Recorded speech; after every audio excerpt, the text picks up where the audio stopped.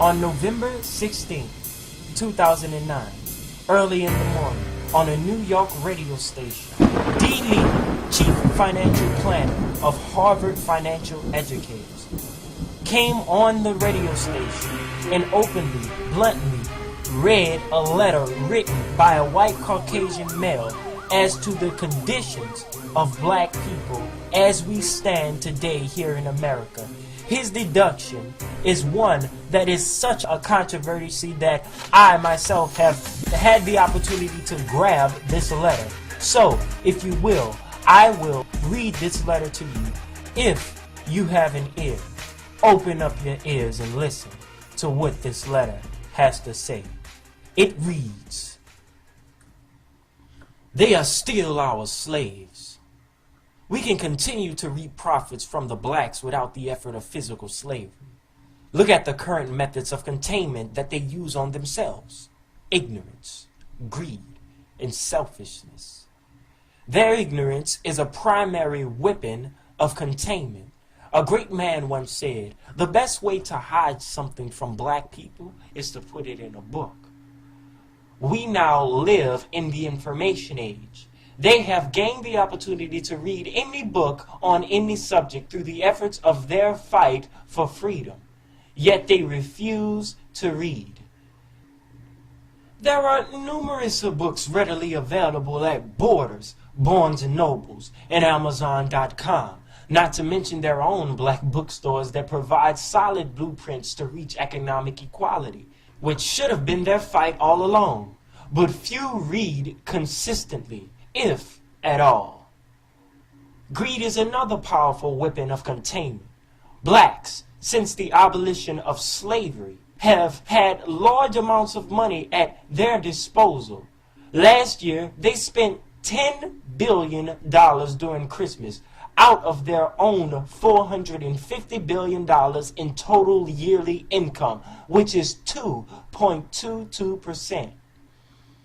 Any of us can use them as our target market for any business venture we care to dream up. No matter how outlandish, they will buy into it.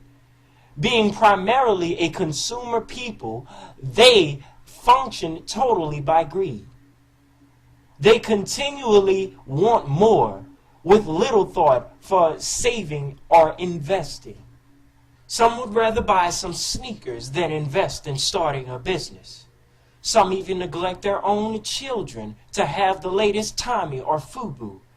And they still think that having a Mercedes and a big house gives them status, or that they have achieved their dreams.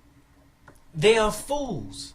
The vast majority of their people are still in poverty because their greed holds them back from collectively making better communities.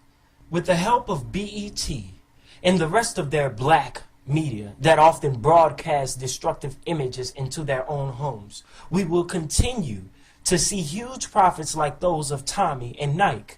Tommy Hilfiger has even jeered them, saying he doesn't want their money. And look how the fools spend more with him than ever before. They'll continue to show off to each other while we build solid communities with the profits from our businesses that we market to them. Selfishness, ingrained in their mind through slavery, is one of the major ways we continue to contain them. One of their own, Du Bois, said that there was an innate division in their culture. A talented tenth, he called it. He was correct in his deduction that there are segments in their culture that has achieved some form of success. However, that segment missed the fullness of his work. They didn't read that the talented tenth was then responsible to aid the non-talented 90% in achieving a better life. Instead, that segment has created another class, a buppy class, that looks down on their people or aids them in a condescending manner. They will never achieve what we have. Their selfishness does not allow them to be able to work together on any project or endeavor of substance. When they do get together, their selfishness lets their egos get in the way of their goals. Their so-called help organizations seem to only want to promote their name without making any real change in their community. They are content to sit in conferences and conventions in our hotels and talk about what they will do, while they award plaques to the best speaker, not to the best doer. Is there no end to their selfishness? They steadfastly refuse to see that together each achieves more. Team. They do not understand that they are no better than each other because of what they own.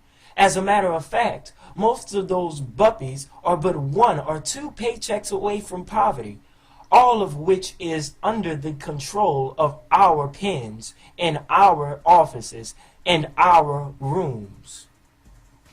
Yes, we will continue to contain them as long as they refuse to read, continue to buy anything they want, and keep thinking they are helping their communities by paying dues to organizations which do little other than hold lavish conventions in our hotels. By the way, don't worry about any of them reading this letter. Remember, they don't read.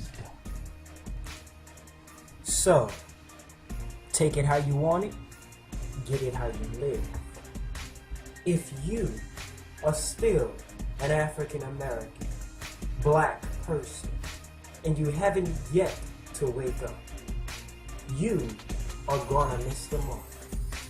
There is an evil afoot, a deceptive venture afoot, that if you are not capable of overriding that mentality, then we, as a black people, will never be able to rise.